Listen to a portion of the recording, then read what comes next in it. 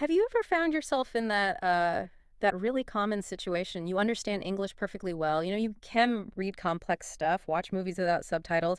Maybe you even catch yourself thinking in English sometimes. But then, when it's actually time to speak, Yeah. it's like a switch flips, and suddenly the words just get stuck. Mm, You know exactly what you want to say, right? That perfect phrase plays out in your head. yeah. Maybe in your native language first. Right, that internal rehearsal. Exactly. Yeah. And then there's that pause, that hesitation. It just doesn't come out smoothly, not like you planned. It's this invisible wall feeling. Yeah, an invisible wall. That's a good way to put it. Standing right between your thought and your voice. It's incredibly common. Yeah. And honestly, it's one of the biggest frustrations for language learners, even advanced ones. Yeah. People with great vocabulary, solid grammar, they still feel it. Right. They often say it feels like carrying this extra weight, Yeah. this hidden process that just slows them down when they need to be quick. That internal friction. Yeah, exactly. That subtle drag. It can really be the main thing holding someone back from true conversational, agility. That resonates so much. And it's exactly that internal struggle we want to unpack in this deep dive today. We're diving into this really powerful core idea, summed up perfectly in the title of the material we're looking at. Stop translating in your head and start speaking English naturally. Mm, And that's not just, a catchy phrase. It really points to a fundamental shift, a different way to think about using language. yeah, it's a powerful title. And it comes from excerpts from this material called Think Less, Speak English, Naturally Fluent Communication. It really gets to the heart of what stops learners, even good ones, from sounding truly effortless. It suggests it's more than just needing more words or rules. It's deeper, Hmm. cognitive. Right. So our mission here is to really unpack what that statement means. What is translating in your head, really, like on a brain level? Hmm. Why is it such a barrier? And crucially, what does speaking English naturally actually look like? And maybe more importantly, what does it feel like for you, the speaker? Yeah, the internal experience. Exactly. This isn't just about learning more vocabulary lists or grammar drills. It's about a cognitive transformation, rewiring how you process language. So let's get into it. Okay, so let's start with that first bit. Stop translating in your head. Hmm. What exactly is this internal translator that so many of us seem to have running in the background, maybe without even realizing it? Right. So at its core, the internal translator is that mental habit where you form your thoughts, your ideas, your replies first in your native language, always. Then, and this is the key part, before you say anything, you consciously translate it word for word, maybe phrase by phrase, sometimes whole sentences into English. Uh, It's this extra step, often subconscious, really, but it happens almost every time you go to speak. like a middleman in your head for every single conversation. Exactly, an unnecessary middleman. So it's not just like quickly searching for a word you forgot. It sounds much deeper than that, like a default setting. It really is. It's a deeply ingrained cognitive habit. Yeah. It's almost a reflex, Yeah. built up over time. And what it shows is a kind of disconnect. There aren't those direct, sort of spontaneous pathways in the brain between the thought itself and the English expression. Right. Imagine trying to get around a city, but instead of direct routes, you always have to detour through a completely different city first. Okay. Yeah. Slows you down, adds traffic. Precisely. Native speakers have these direct expressways, not to English, Hmm. but the translator forces this detour through the native language city. Our goal here, really, is to help build those direct expressways, bypass the detour. Mm. And I bet, listening to this, you recognize that feeling, right? That little voice inside chatting away in your native language, Oh, yeah. followed by that effort, that conversion process before you speak. It's exhausting, isn't it? It really is. So that brings up the question. Why does this happen? Why do we even develop this habit? It doesn't just appear, right? No, and it's important to get this. It's not a flaw. It's Mm. actually a pretty natural stage, especially early on in language learning. Okay. Think about it. When you first start, your vocabulary is limited, grammar is shaky. Your strongest language base is your native tongue. So you lean on it. You have to. Right. It makes It sense. acts like scaffolding, temporary support. You think, okay, how would I say this in my language? Right. Then you try to map it onto English. It gives you a bit of security when everything feels unfamiliar. So it really is a crutch, a necessary one, maybe, at the start. Exactly. And the source material kind of hints at this duality. It helps at first, lets you get basic meaning across, check your accuracy. Hmm. But if you don't consciously let go of that crutch later on, It becomes the main obstacle to real fluency. Ah, okay. It gives you this false sense of security, like you're in control because you're checking everything, but actually it's trapping you. Right. You're using up so much mental energy, like trying to run a marathon while checking a map for every single step. Instead of just feeling the ground. Exactly. You should be feeling the terrain, responding instinctively, but you're stuck looking at the map, and it creates this cycle. You translate, so you feel slow, which makes you think you need to translate to be accurate. Oh, wow. A self-fulfilling prophecy. Pretty much. It looks like a safety net, but it functions like a cage. That's a really strong analogy. You're so focused on the map, the mechanics, that you miss the experience, Mhm. the language itself, and the costs. They're not just abstract, are they? You can actually see them, hear them. Oh, absolutely. The most obvious impacts are in how you sound. You get that slow speech, lots of hesitations, Yeah. um, unnatural pauses. The flow just isn't there. Yeah, it can sound a bit robotic sometimes. It can, because your brain is busy translating, not focusing on the rhythm, the intonation, the music of English. And it's not just how it sounds. What's happening inside the speaker's head? Cognitively? Internally, it's incredibly taxing. Yeah. Think of your brain's processing power like RAM. On a computer, it's finite. Right. Limited resources. Exactly. So if a big chunk of that is constantly busy with this translation loop, it takes away energy from other crucial things, like remembering grammar rules on the fly, finding better vocabulary, reading body language, Mm. even just properly listening to the other person. Your working memory gets overloaded by the translation task. So you can't fully process what's coming in because you're too busy processing your own output. Precisely. So you miss those nuances, the subtle stuff, and spontaneity. That must take a huge hit. A massive hit, yeah. The internal translator just kills spontaneous responses. Yeah. Quick wit, forget about it. Right. Those are hallmarks of natural conversation. Mhm. But you often miss the moment.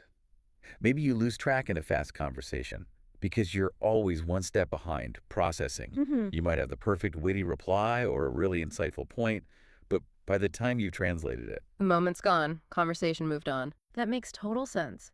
And I've often wondered, could this be why some really advanced learners, people with fantastic vocabulary, perfect grammar, still feel like they can't really express their personality, their humor, their true selves in English? It's Mhm. not just the accent. It's like the rhythm of their thoughts getting to their speech is off. that's a really sharp observation. It cuts right to it. The translator doesn't just slow you down, it can dilute who you are in the language. Wow. It's hard to be funny or passionate or sarcastic when you're constantly filtering everything through another language first.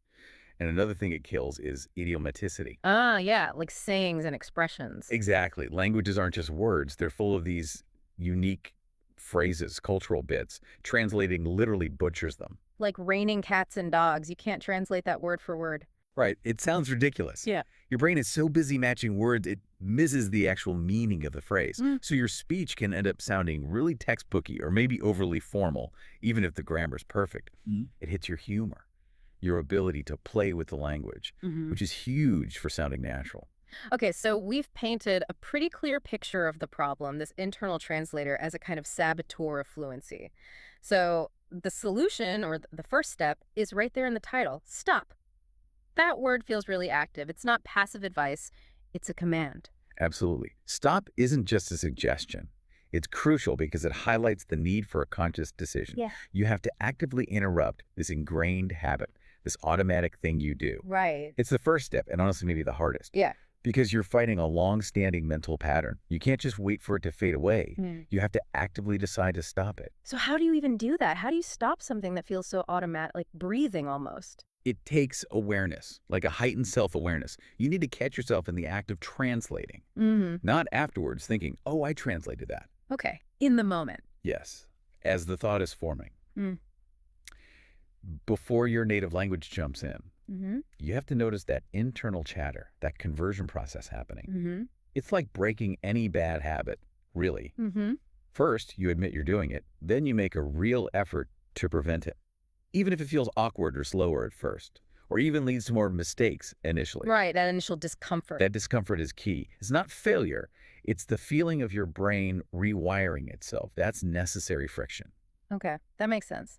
And it's not just stopping a bad habit. It sounds like it requires a whole mindset shift, too. It absolutely is a mindset shift. Hmm. Stopping translation means actively trying to form your thoughts directly in English, bypassing the middleman entirely.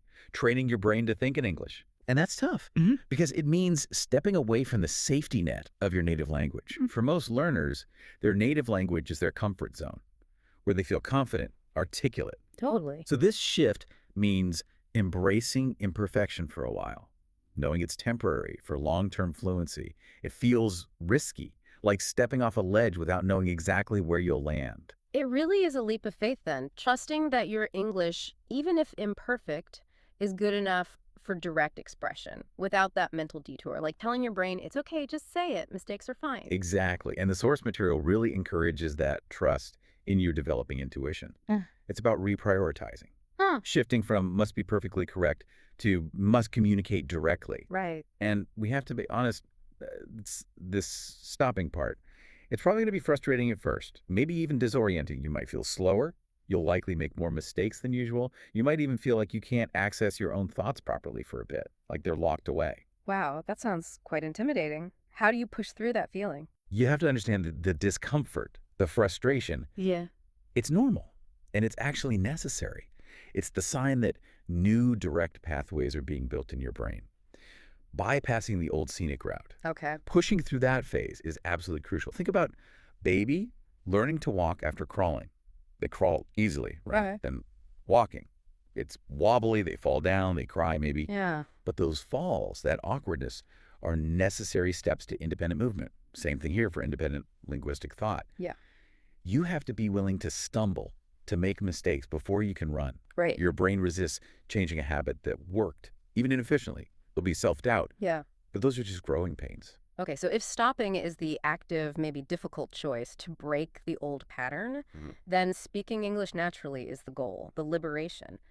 But what does natural really mean here? It feels like more than just good grammar. You're spot on. Naturally goes way beyond just being grammatically correct or having a big vocabulary. It includes the flow, the rhythm, the right intonation for meaning and emotion, Yeah. real spontaneity, and being able to express complex thoughts without consciously building the sentences. Mm. It's about the speech feeling organic. Ideas just form and come out without that deliberate pre-processing. It's about sounding authentic, sounding like you, not just accurate. So when I hear someone speaking naturally as a listener, what's happening for me? What's the benefit? When someone speaks naturally, their message is just clear, Mm. more engaging, Yeah. and importantly, it takes less mental effort for you to understand them. Ah, You're not right. trying to decode a translated thought, you're getting direct communication, and that allows for a deeper connection. The conversation flows easily like a current. Mm-hmm. You feel like you're really connecting with them, the person, not some translated version.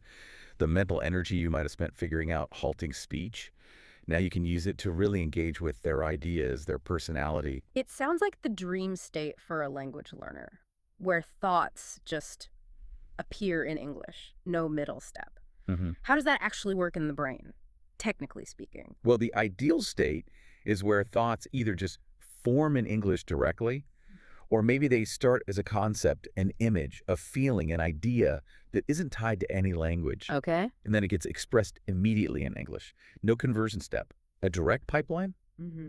Neurolinguistically, yeah, it suggests strong, efficient, direct pathways. Hmm. Concepts straight to English words, just like a native speaker. It completely bypasses that translation bottleneck we talked about. So it really is like flicking a switch. Thought appears, words follow Yeah. instantly. More intuition, less calculation. Exactly. It's moving from construction to expression.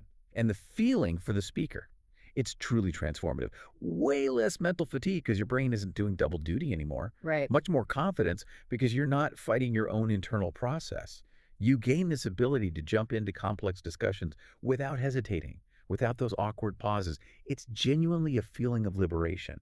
I can imagine. Think about answering a tough question in a meeting without that frantic internal translation first. Or joining in fast banter with friends, and your joke lands now, not 10 seconds later. Yeah.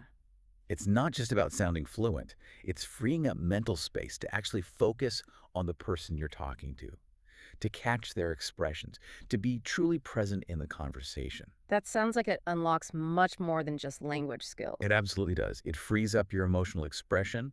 You can convey joy, frustration, empathy Hmm.